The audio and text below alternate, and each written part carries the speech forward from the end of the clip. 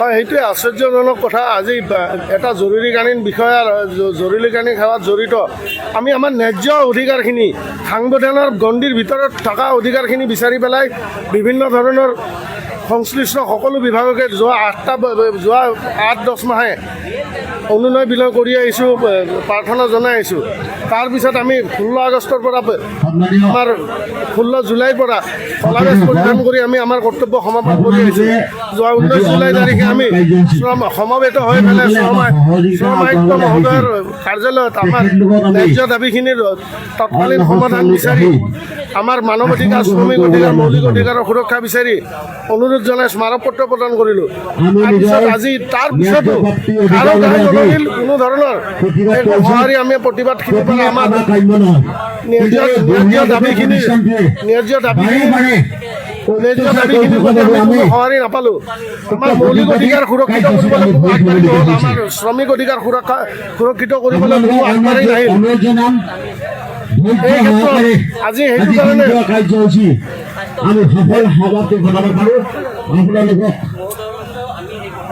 সেইকাৰণে আমি আজি এতিয়া উপায়ন্তৰ হৈ আজি অনশন কাৰ্যসূচী হাতত লৈছোঁ। আজি আমি দিনজোৰা অনশন কাৰ্যসূচী হাতত লৈছোঁ।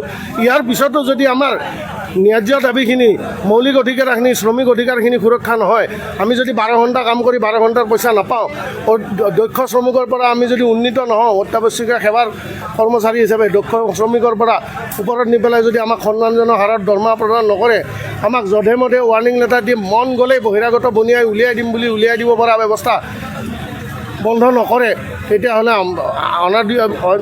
আগন্তুক দিনত 5 আগষ্টৰ পৰা আমি অনিৰ্দিষ্টকালীন কৰ্মবিৰতিলৈ যাবলৈ বাধ্য হ'ম।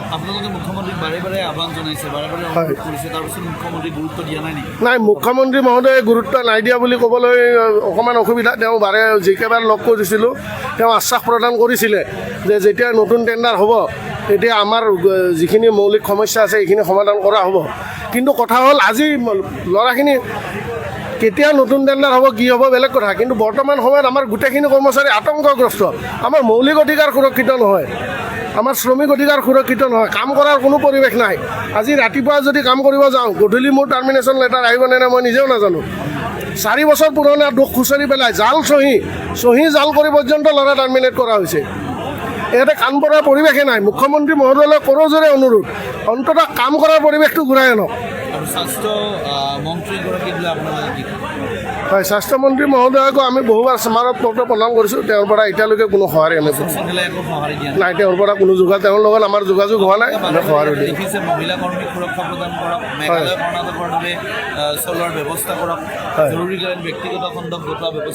হয়, এইটো হয় হয় ব্যক্তিগত খণ্ড আমাৰ 8দপীয়া দাবী, আমাৰ প্ৰেছ বিজ্ঞপ্তিত আপোনালোকে পাবই।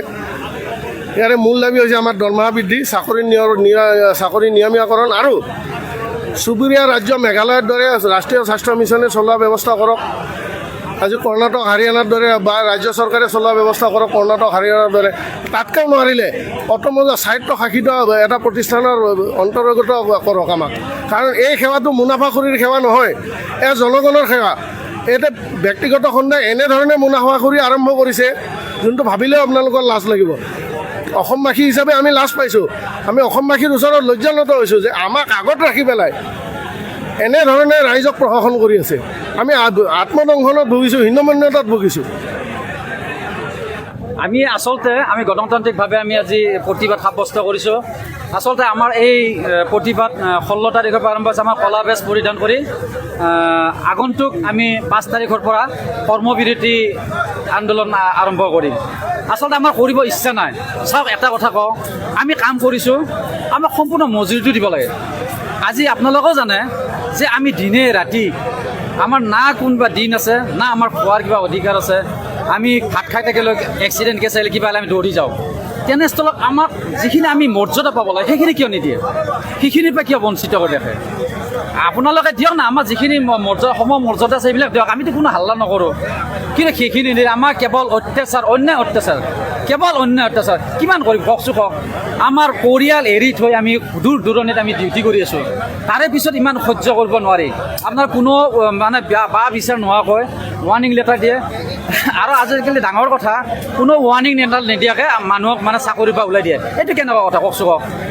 ভুলৰ সময় থাকে নে নাথাকে? আপোনালোকে কওক, ভুলৰ সময় থাকে।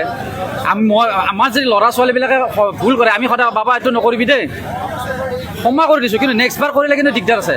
কেনেকৈ আপোনালোকে শ্ৰম আয়ুক্তৰ মতেদি আমাক কৰক না, শ্ৰম আয়ুক্ত ডাইৰেক্ট ভাইলেট কৰি আছে তেওঁলোকে। এইটোৱেই আমি কৈছোঁ, চৰকাৰক আহ্বান জনাইছোঁ, যিহেতু আমি জানো যে অসমৰ সৰ্বশ্ৰেষ্ঠ মুখ্যমন্ত্ৰী হিমন্ত বিশ্ব শৰ্মা ডাঙৰীয়াই থলুৱা যুৱক যুৱতীৰ কাৰণে তেওঁ দিনে ৰাতি তেওঁ চিন্তা চৰ্চা কৰিছে। আমাৰ বিশ্বাস তেওঁ যেন আমাক কেতিয়াও বিফলে নিনিয়ে। কিন্তু ডাঙৰ কথা হ'ল তেওঁ আমাক এটা আশ্বাস দিছে, নতুন টেণ্ডাৰত আমাৰ ভাল হ'ব। কেতিয়া হ'ব? কিন্তু আজি এবছৰ 5 মাহ হৈ গ'ল টেণ্ডাৰখন ৰিনিউ কৰি আছে। ৰিনিউ কৰি থাকিলে আমাৰো ভাল দিন নাহে। সেইকাৰণে মুখ্যমন্ত্ৰী মহোদয়ক আহ্বান জনাইছোঁ, যিহেতু 30 তাৰিখে লাষ্ট আমাৰ মানে ৰিনিউ ডেট আছে। আমাৰ যে এই ভাল দিনটো আমি 30 তাৰিখৰ আগত আমি সকলোৱে পৰিয়ালে এটা হাঁহি বিৰিঙি উঠাব পাৰোঁ, সেইটোৱে আমাৰ খনিকৰ মুখ্যমন্ত্ৰীলৈ আমাৰ মানে এই 3000 কৰ্মচাৰীৰ পৰা মানে কাঠৰ আহ্বান কৰিছোঁ। আমিও 5 তাৰিখৰ পৰা আমাৰ কৰ্মবিৰতি কৰিব আমাৰো ইচ্ছা নাই। আমিও জনসাধাৰণক দুখ কষ্ট দিবৰ কাৰণে আমাৰ ইচ্ছা নাই, কিন্তু উপায় নাই।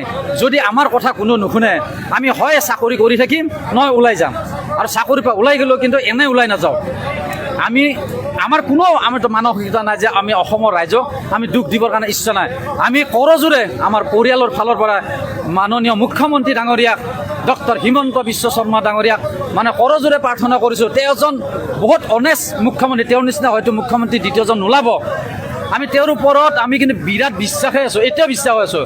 30 তাৰিখৰ আগত আমাৰ কিবা এটা তেওঁ সুফল কৰিব বুলি একদম আমি বিশ্বাস কৰিছোঁ। তেওঁৰ ওপৰত বিশ্বাস ৰাখি আমি চলাই আছোঁ। আমি এইখিনি ৰাইজৰ ফালৰ পৰা তেওঁলোক আহ্বান জনাইছোঁ। Stay informed, stay ahead. News NE 365.